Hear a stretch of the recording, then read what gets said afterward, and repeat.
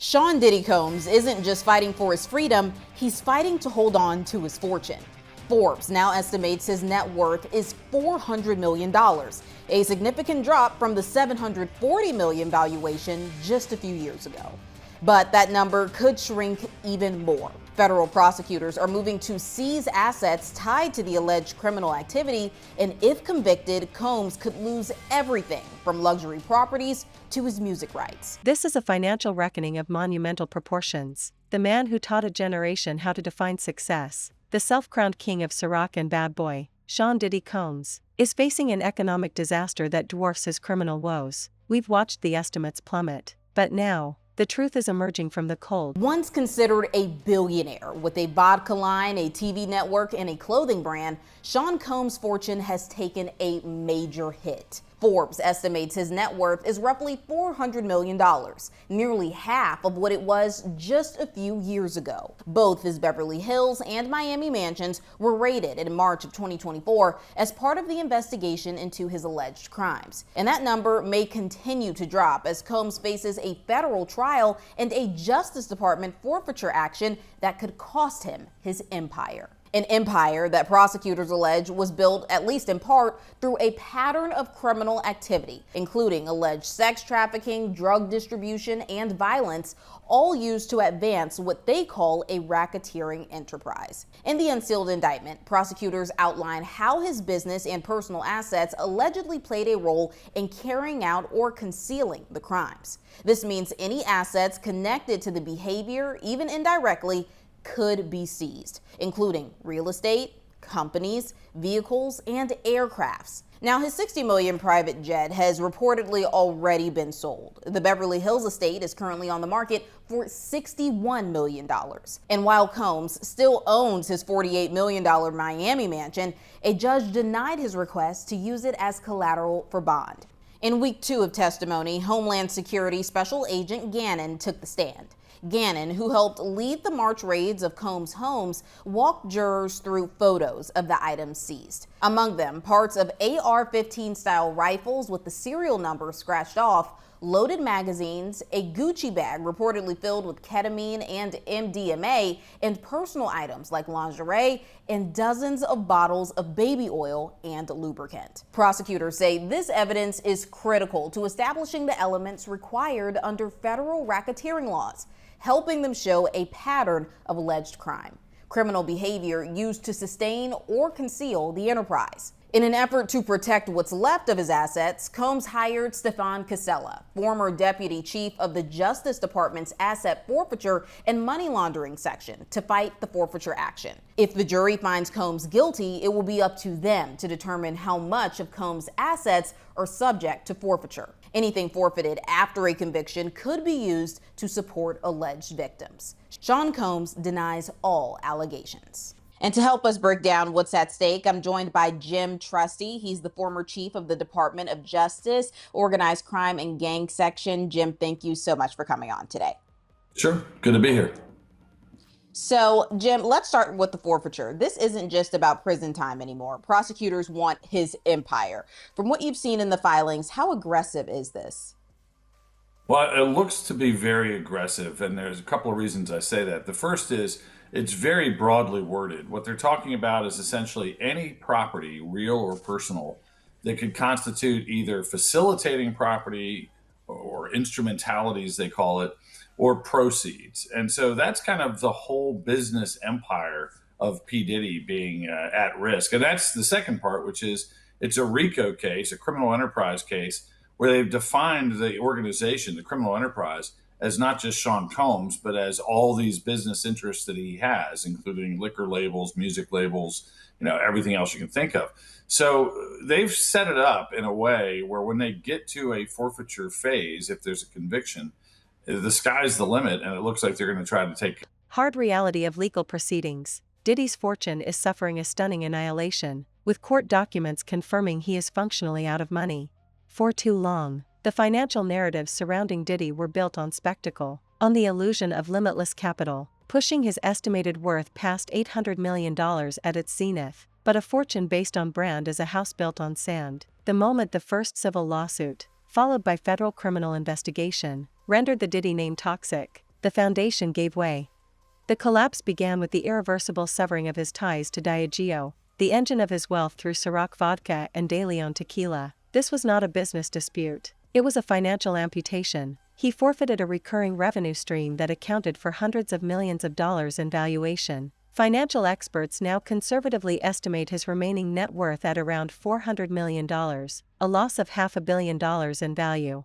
But the $400 million number is a cruel mirage. It represents illiquid assets, luxury mansions, pricey art, and his music catalog. It's not cash. And standing opposite, I've seen it before. I mean, in the context of racketeering cases, you tell a much more complete story in a RICO case. You don't just focus on a particular moment in time or a crime. You tell the whole story of this criminal enterprise, which lends itself to big forfeiture moments.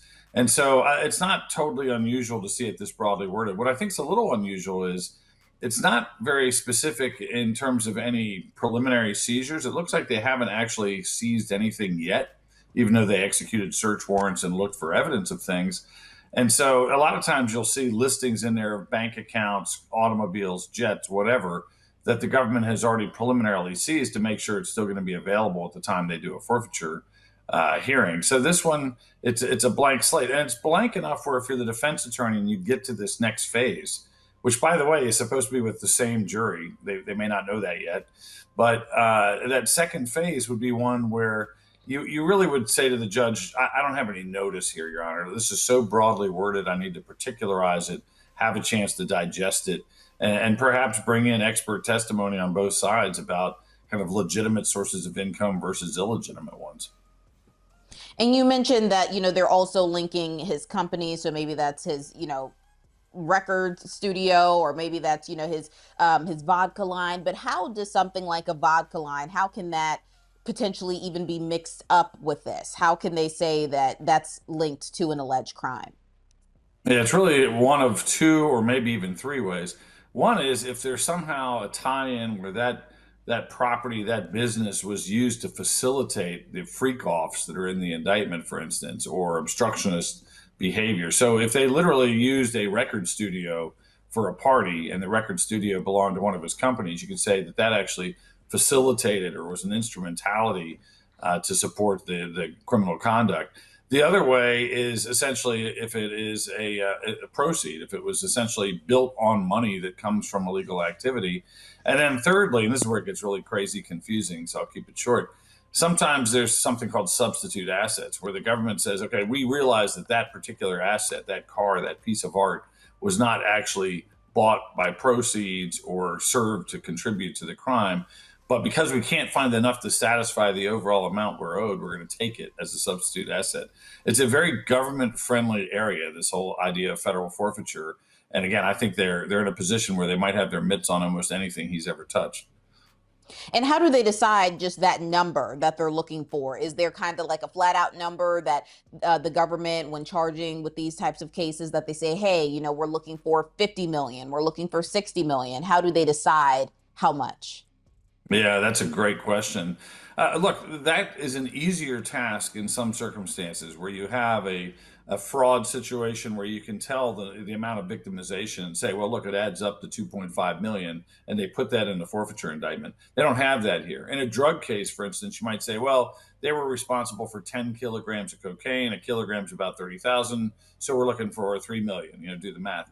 Here, it's much more wide open. I think you're looking at an actual trial within a trial if we get to the forfeiture phase, where there's going to be experts saying this is money that's untouched by any sort of criminal enterprise from the defense side, and maybe a forensic auditor from the FBI saying, here's why we're entitled to all these types of proceeds or instruments. So it is a wide open battlefield. It's going to be kind of a textbook example of how deep the government tries to reach for forfeiture if they get to that point. At what point does that kind of strategy? That shaky pile of assets is a terrifying, overwhelming mountain of liabilities.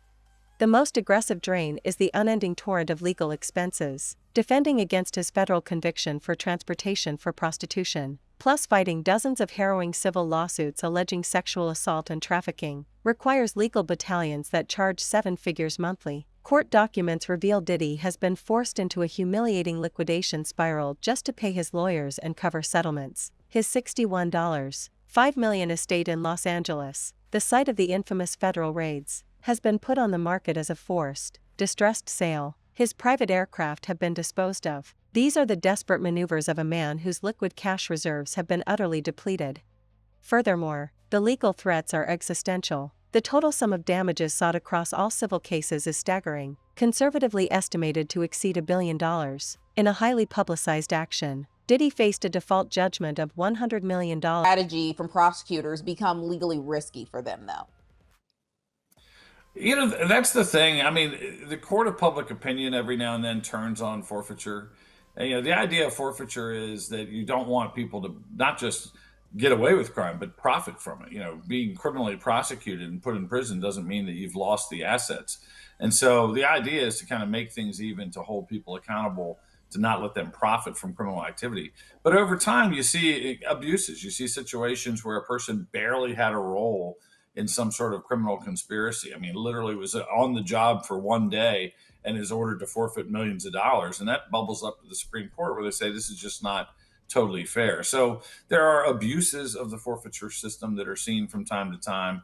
I think, look, if P. Diddy, if Sean Combs is convicted in this case, I don't think he's going to necessarily gin up a ton of sympathy. But there may be legal observers that say, hey, this is a broad, overreaching moment, you know, when they try to collect every single penny, that a guy who obviously had legitimate income over long periods of his life. And for those that do say, hey, isn't this just a financial overreach? How do prosecutors justify that? Yeah, I think they justify it by saying, in this case, they'll say, look, two things. Number one, we didn't disable him financially pre-trial. We haven't actually locked into his accounts and taken things and frozen things where it might even affect his ability to hire attorneys or hire experts. And secondly, they say, look, it's a criminal enterprise that extended for a number of years, that where he had financial profit from this kind of power and control over an enterprise. So I don't expect them to be apologetic. I mean, they may, you know, end up showing moments of moderation where they say, well, we're not going to go after this company or that company, but they've left it all on the table for now, where they can do a very broad, you know, deeply reaching process if they want to. And Sean Combs, he's already sold one jet. The Beverly Hills mansion of his is on the market for $61 million or so. Does that seem like someone who is confident that they'll walk, or could that work for or against him in court? It's probably not going to be anything that's particularly admissible during the trial. It could come up during the forfeiture just to show that, you know, his overall stock has dropped. I mean, I think he's down to his last 400 million. It's a real tough spot to be in. But you know, but I think at the end of the day, you really can't draw any firm conclusions. He knows he's got a battle of his life going on right now. I mean, this is a life eligible racketeering case. Doesn't mean he'll necessarily get life. It's not a mandatory sentence. But, you know, if the facts are continue to be established of years of abusive and controlling behavior, it paints a pretty dark picture for him in terms of sentencing. And Sean Combs, he's now brought in Mr. Casella, someone who literally wrote the book on asset forfeiture. What's Casella's role likely to be here?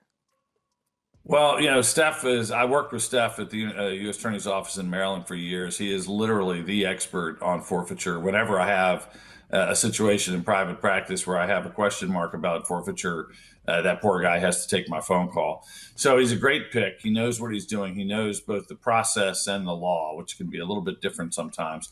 I think he's probably, you know, getting them prepared for the types of challenges. And by the way, I don't know this from him, but I would guess that he's basically figuring out what are the types of challenges we could raise in a forfeiture phase. What are the deficiencies in the government's approach? In other words, are they not discounting lawful employment by Sean Combs? And frankly, some of it could even relate to like how he's spending money. In one case alone, a colossal financial threat that acts as a lien against his remaining assets. Even as his lawyers attempt to fight it, every judgment that comes through will methodically strip him of his remaining wealth. The government itself is closing in. Following his conviction, federal prosecutors have the leverage to pursue asset forfeiture, targeting properties and wealth they believe were acquired through illegal means. This threat means his high-value real estate portfolio in Miami and Los Angeles is not safe. For years, the figure of Diddy's wealth stood as high as $900 million, a colossal amount built not on cash, but on the perceived perpetual value of his personal brand and his lucrative partnership with Diageo for Ciroc vodka and De Leon tequila. That entire foundation was revealed to be a fragile house of cards. The moment the tidal wave of lawsuits hit, and the devastating criminal charges followed, his brand became commercially toxic. The financial bleed started with the irrevocable termination of his partnership with Diageo. That severance. Right now, when you have a broad forfeiture allegation, it's kind of hard to figure out, are they saying that I can't get attorneys of my choosing because I'm using proceeds of criminal activities? So I think he's probably giving a lot of very sage guidance on how they walk through this process of dealing with a very broad, very deep, potentially deep-reaching forfeiture. Since he is so knowledgeable, and since, I don't know if there's anyone who's more knowledgeable than him in this specific department, do you think that bringing him in may challenge the government's playbook at all? I think it would certainly give them a moment of pause. Look, the reality is there's probably not a ton of time being spent worrying about forfeiture quite yet. They're probably figuring we'll get there when we get there. We got to try to get a conviction. But yeah, it's a shot across the bow. You see Steph Casella lining up on the other side, and you can say this about a lot of different type of expert witnesses and things where you say, wow, that's the king of DNA or the queen of forensic fingerprint recovery. So, I think it's a shot across the bow. They'll realize that they've got somebody that really knows their stuff on the other side, but that doesn't necessarily mean they change their approach in any way at this point. And there's this idea of facilitating property, that a business or maybe an item helped enable a crime. How direct does that link need to be? Yeah, we should ask Steph.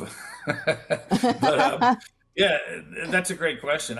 You have to be able to show, a significant link. It can't be just like this 6 steps removed kind of thing. Like there was a bottle of liquor that happened to be on the bar during one of these assaults, and he owns a liquor company, so therefore, the liquor we can presume facilitated the crime. You're going to have some, quantum of proof that's deeper than that.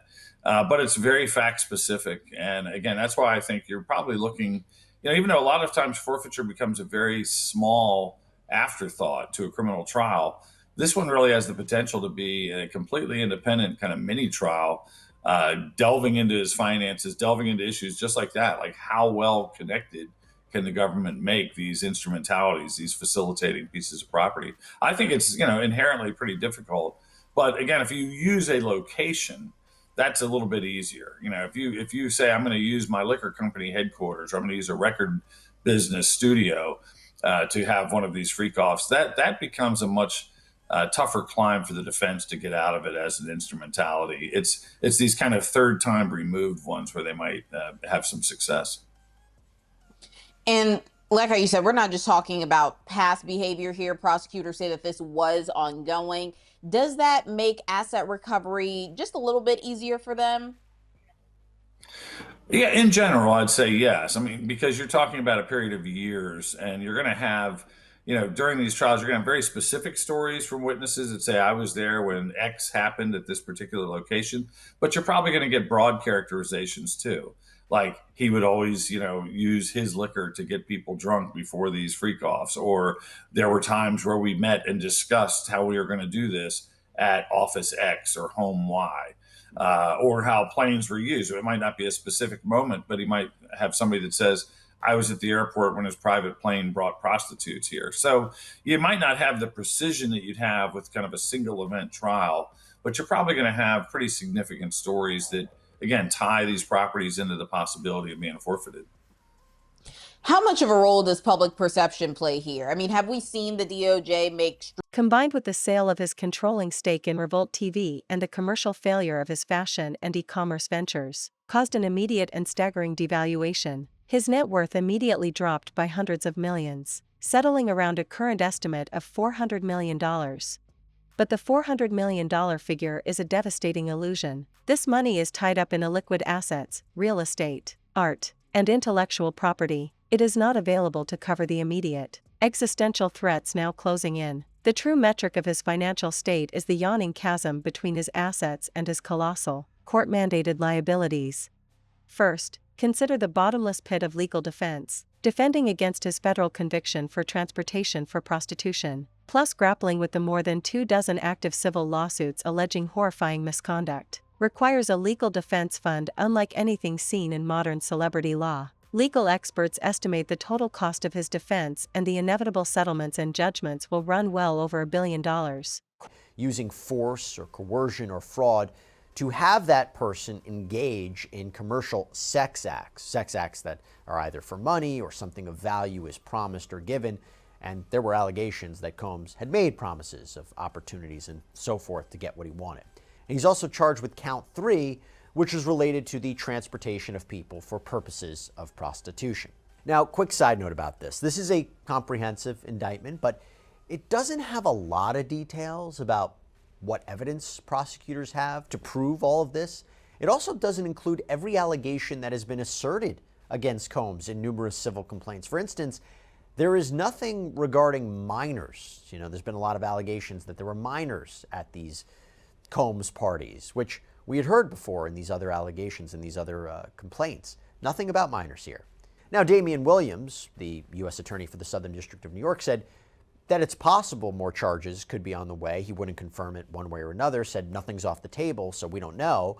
But maybe there wasn't enough evidence to prove that there were minors at these parties or Combs did anything criminal related to minors. But I tell you what, we did get a lot more information from another filing from the prosecution. I'll get to that in a second. First, I have to get to the defense because in a letter filed with the court on Tuesday, Combs' defense team laid out a proposed bail package for their client, why he should be released pending trial. And they explained why his actions over the last 6 months point toward cooperation, not avoidance. They also call out the government for seemingly making things more difficult than they had to be.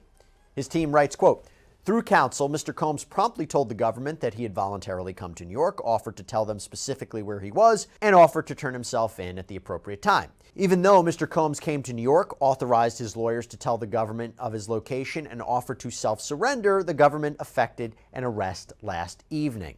This, we know, is the government's right. However, that he traveled to New York to self-surrender is also something the court should consider."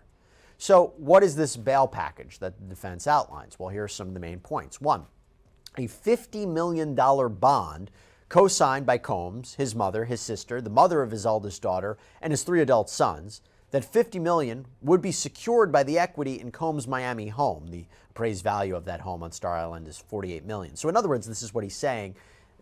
You can secure this. You can know that I'm not going to flee the country. I'm not going to break the bail conditions. I'm putting this home up. The defense says that Combs paid off the remaining mortgage, $18 million, so he could use it to secure a bond. The equity in his mother's home in Miami could also be used as collateral. And the letter goes on to say that Combs' travel would be restricted to the Southern District of Florida and the Southern District of New York. Combs apparently surrendered his passport to his attorneys right after the raids on his home, and several of his family members, including his children, have surrendered their passports too. Combs' counsel says he is currently working on selling his private plane, so he wouldn't be able to just jet off to some exotic locale that has no extradition with the United States. In the bail package information, it's also revealed that Combs wants to be under house arrest and would agree to GPS monitoring. The letter from Combs' attorneys also fires back at the assistant U.S. attorneys working on the case, saying they reached out to him in the days before the raids but never got any reply. And then on March 25th, agents swooped in with a big show of force, which the attorneys insist was unnecessary. The filing also goes into Combs' philanthropic works, including his work with the Boys and Girls Club of America, his donations to open a charter school in New York, and his work fundraising to get PPE for frontline workers during the COVID-19 pandemic. At the end of the document, the defense team states Sean Combs has never evaded, avoided, eluded, or run from a challenge in his life. He will not. Court documents reveal that Diddy has been compelled into a desperate liquidation scheme just to maintain the enormous retainers for his legal teams.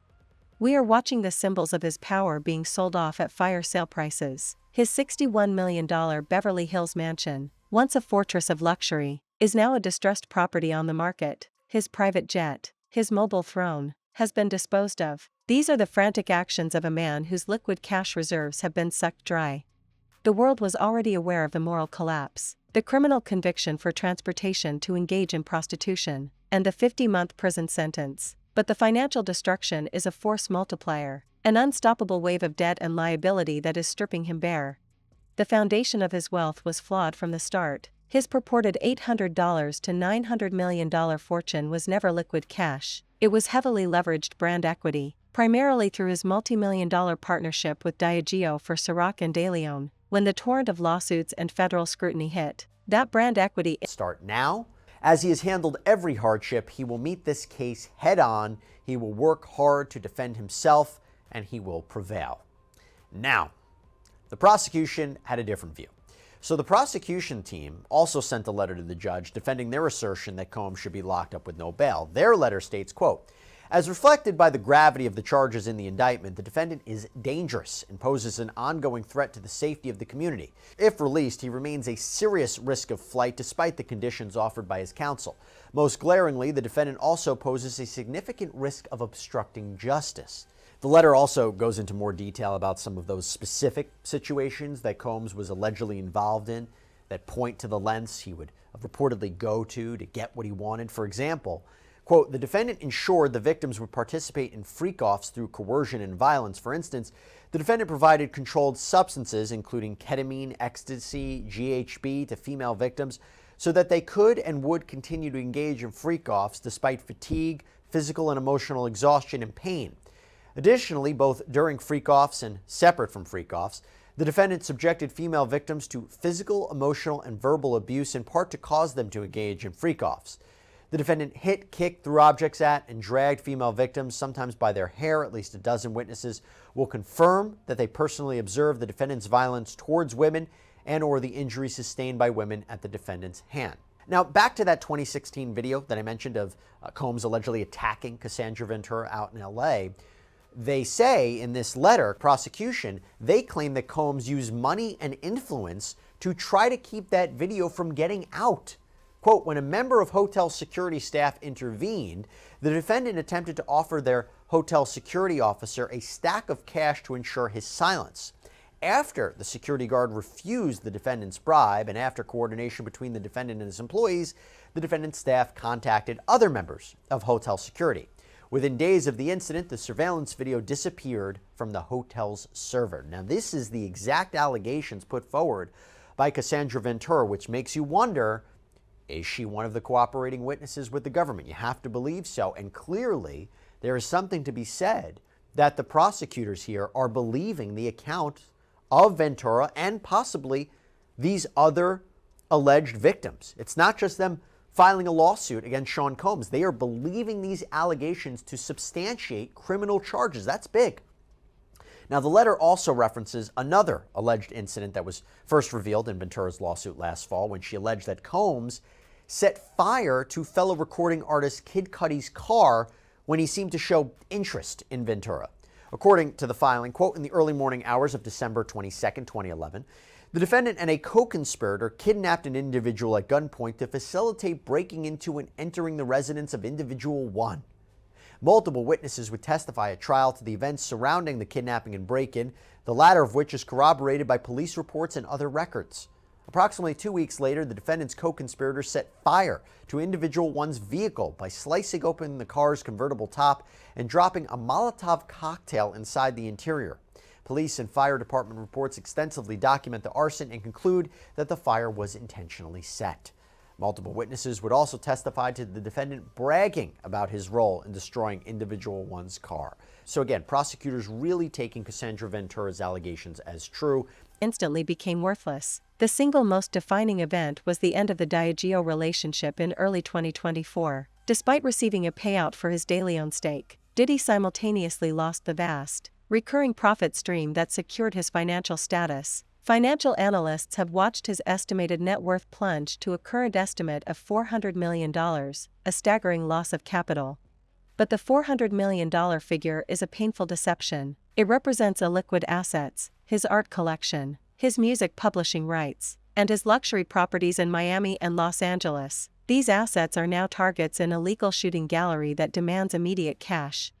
The liabilities are multiplying. The cumulative sum of damages being sought by the various civil accusers easily exceeds the total value of everything he still owns. Furthermore, The federal government maintains the right to pursue asset forfeiture, aiming to legally seize properties they can prove were connected to his criminal activities. This means his luxury homes are not just liabilities, they are targets for seizure.